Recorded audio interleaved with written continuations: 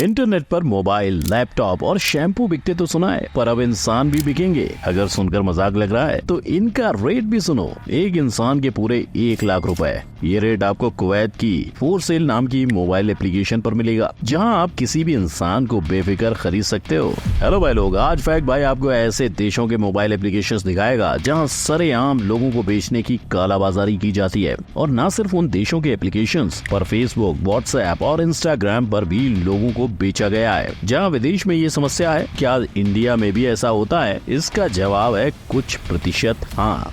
पर आज आपको न सिर्फ इन सवालों का जवाब पर इसका सॉल्यूशन भी मिलेगा। तो आइए बिना देरी के शुरू करते हैं। माथे पर पट्टी, आंखों के नीचे काले नीले गहरे गड्ढे, शरीर पर जगह जगह जलने के निशान और सिर पर लगी चोट ऐसी सड़ी थी कि उसमें कीड़े पड़ चुके थे। ये हालत दिल्ली के अस्पताल में भर्ती उस 15 साल की बच्ची की थी जो ह्यूमन ट्रैफिकिंग का शिकार थी। लेकिन उसे खरीदने वालों ने न सिर्फ उससे काम ही करवाया, वो उसे झाड़ू स्टूल से मारते और उसके बदन को गर्म बर्तन से जलाया भी करते थे। पर गुलामी और जुल्म की कहानी सिर्फ 15 साल की बच्ची पे आकर नहीं रुकती। 2018 में इंडिया में 14 मिलियन से 18 मिलियन गुलाम थे, जिनमें से लाखों ट्रैफिकिंग के चलते तो लाखों इस दलदल में गरीबी के चलते फंसे थे। लेकिन गरीबी के दलदल से बाहर आने के लिए अपनी 12 साल की मासूम बेटी 27 साल के आदमी को चंद रुपयों के लिए बेच देना इंसानियत का गला घोटने से कम नहीं। शुक्र है कि 2023 में हुए इस अपराध का पता चलते ही पुलिस हरकत में आई थी और सबको गिरफ्तार किया था। हालांकि पुलिस एक कदम तो गैर कानूनी काम करने वाले 4 कदम आगे हैं। इसीलिए पुलिस और कानून से बचने के लिए अब ह्यूमन ट्रैफिकिंग करने वाले डिजिटल टेक्नोलॉजी का इस्तेमाल करते हैं। और डिजिटल टेक्नोलॉजी का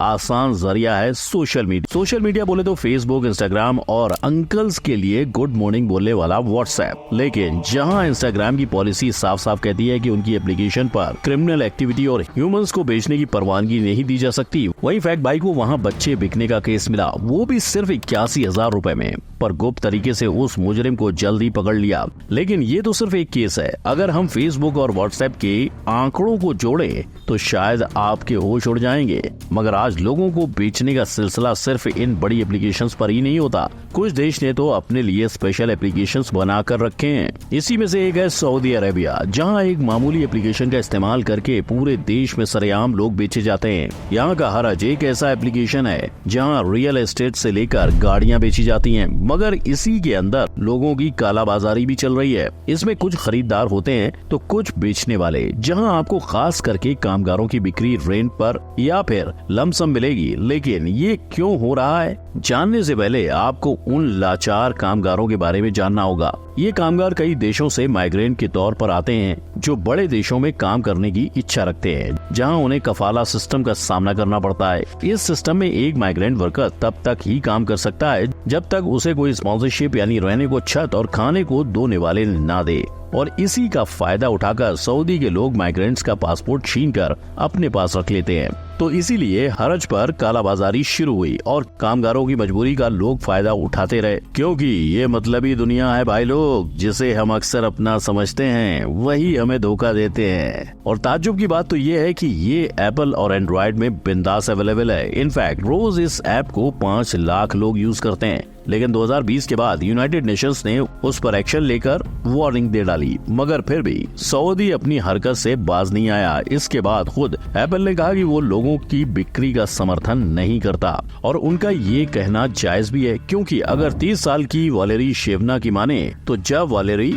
रियाद में एक फैमिली के लिए काम करती थी, वहाँ उसके मालिक उसे रोज मारते थे और वालेरी को अपने घर जाने से मना करते थे। इनफैक्ट सजा के तौर पे वो उसे खाना भी नहीं देते थे। पर तभी सऊदी की एक हेल्पलाइन पर कॉल लगाकर वालेरी ने वहाँ से पीछा छुड़ा लिया। और इतना ही नहीं, सऊदी की एक औरत ने खुद कहा है कि उसने अपनी लेबर का पासपोर्ट उससे छीन लिया था। यानी सोचो, सिर्फ एक एप्लीकेशन की वजह से आज वहाँ और कितने लोग परेशान होंगे। अब एक तरफ सऊदी तो वहीं 8 घंटे पे बसा कुवैत, जहाँ 90% देशवासी अपने घर में विदेशी हाउसमेट रखते हैं। यानी ये एक मल्टी-बिलियन डॉलर इंडस्ट्री है बॉस। और इसे बढ़ावा देने के लिए यहाँ फोर सेल नाम की एक मोबाइल एप्लीकेशन चलती है, जो एंड्रॉइड और एप्पल दोनों में अवेलेबल है। इसका टाइटल है बाय एंड सेल एनीथिंग। यानी कुछ भी खरीदो और कुछ भी बेचो जिसमें इंसान तक शामिल है। इस केस की गहराई में जाने के लिए बीबीसी ने स्टिंग ऑपरेशन शुरू किया, जहां 2 लोग एक कपल के तौर पर कुवैत गए और वहां एक मेड की तलाश करनी शुरू कर दी। यहाँ उस कपल को 2 मेड्स मिली। पहले मेड की पूछताछ के लिए वो जिसके घर गए वो खुद पुलिस वाला था और उसने खुद कहा कि मेड का पासपोर्ट छीन लो और तिजोरी में रख लो, हम यहाँ कानून को फॉलो नहीं करते।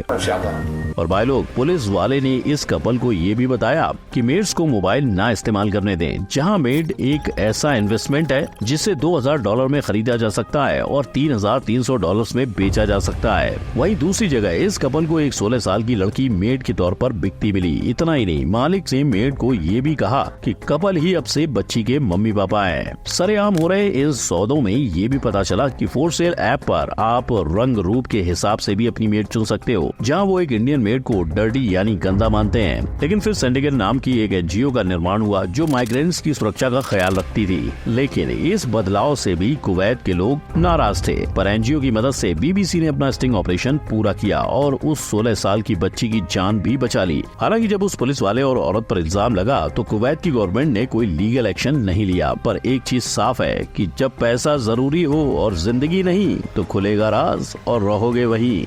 और इसी तरह की गुलामी को आज मॉडर्न स्लेवरी कहा जाता है। जैसे किसी के हाथ पैर तोड़कर रास्ते पर भीख मंगवाना मॉडर्न स्लेवरी है, किसी के घर में जबरन किसी नौकर से काम करवाना मॉडर्न स्लेवरी है। बेसिकली किसी भी तरह से एक इंसान से उसकी आजादी और हक छीने जाने को कहते हैं मॉडर्न स्लेवरी, जहां उस इंसान को धमकी, हिंसा या दूसरे गैर कानूनी ढंग से रोक के रखा जाता है। और ये सब मॉडर्न स्लेवरी यानी गुलामी के अलग अलग रूप हैं। कहने को तो आज पूरी दुनिया आजाद है, पर 2022 में मॉडर्न स्लेवरी की दुनिया भर में करीबन 50 मिलियन शिकार थे और इस गिनती में बड़ा हिस्सा औरतों और बच्चों के साथ उन माइग्रेंट्स का है जो कोविड-19 के दौरान अपने देश से दूसरे देश कमाई के लिए गए थे, पर मजबूरी के नाम पे उन्हें मॉडर्न स्लेवरी की भट्टी में झोंक दिया गया। और ग्लोबल स्लेवरी इंडेक्स रिपोर्ट की माने मॉडर्न स्लेवरी को बढ़ाने में G20 कंट्रीज का हाथ है। लेकिन दुनिया पर सवाल उठाने से पहले हमें इंडिया के मॉडर्न स्लेवरी को समझने की जरूरत है, क्योंकि कुवैत के फॉर सेल ऐप की तरह ही मेड्स हायर करने के लिए इंडिया में बुक माई बाय ऐप पर इंडिया में मेड्स को बेचा नहीं जाता, बल्कि वो खुद अपनी सर्विस रजिस्टर करते हैं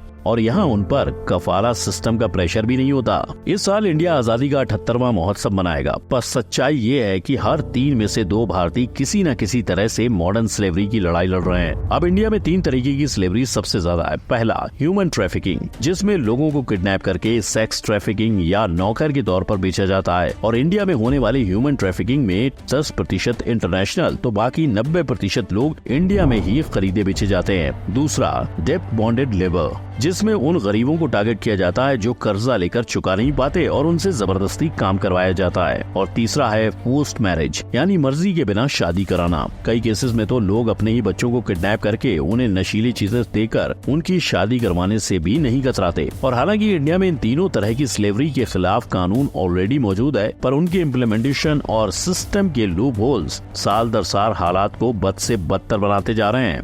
और कई बार इन चीजों का शिकार हो रहे लोगों को पता तक नहीं चलता कि वो इसके शिकार हैं। जैसे तारा, जिसके माता पिता गरीबी के चलते उसके और उसके 3 भाई बहनों का पेट मुश्किल से भर पा रहे थे। ऐसे में जब उनके गांव में जोना नाम की औरत ने आकर उनसे ये कहा कि वो तारा की पढ़ाई का खर्चा उठा लेंगे, बदले में बस उसे जोना के परिवार के साथ रांची रहना होगा, तो वो मान गए, इस बात की परवाह किए बिना कि वो 8 साल की थी। तो क्या इसका मतलब गुलामी की इस महामारी का कोई इलाज नहीं होगा? नहीं, इसका इलाज जरूर होगा। बस इसके लिए इंडिया को कानून बनाने और अपराधियों को सजा देने के साथ इस प्रॉब्लम की जड़ को समझकर उसे मिटाना होगा। नो डाउट इसमें वक्त लगेगा, पर इसकी पहल हो चुकी है। और वो गवर्नमेंट जिसने मॉडर्न स्लेवरी को खत्म करने के लिए पिछले कुछ सालों में सबसे ज्यादा कदम उठाए हैं वो है यूके, जिसने 200 साल तक भारत को गुलामी और जिल्लत की जंजीरों से बांध रखा था। इंडिया के साथ बाकी एशियन कंट्रीज ने इसके खिलाफ 46 से 50% एक्शंस लिए। वहीं नॉर्थ कोरिया मॉडर्न स्लेवरी के खिलाफ नेगेटिव 2.6% एक्शन लेता नजर आया।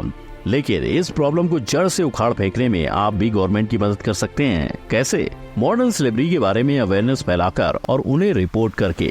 ये वो ऐप्स हैं जो न सिर्फ आपको मॉडर्न स्लेवरी के अलग अलग पहलुओं से रूबरू करवाते हैं, पर आप इन ऐप्स पे human trafficking, sex trafficking, forced labour जैसे कई मॉडर्न स्लेवरी के बारे में कंप्लेन करके जरूरतमंदों की मदद कर सकते हो। और इन ऐप्स में आपकी आइडेंटिटी को अनोनिमस यानी छुपा कर रखा जाता है। तो भाई लोग, अगर आप इंडिया के विकास में मदद करना चाहते हो तो इस वीडियो को एक लाइक करना और अपने लोगों के साथ शेयर करना मत भूलना, क्योंकि जब तक इसके बारे में लोग अवेयर नहीं होंगे कोई भी इसका शिकार हो सकता है। और हमारा इंडिया अगर डेवलप्ड कंट्री बना तो भी क्या फायदा, जब करीबन 40% इंडियंस गुलामी में जिएंगे। अगर आपको ये वीडियो पसंद आया हो तो आपको चाइना का इंडिया के बारे में क्या ख्याल है जानना चाहिए। तो अभी आई बटन पर क्लिक करें। हम फिर मिलेंगे। जय हिंद।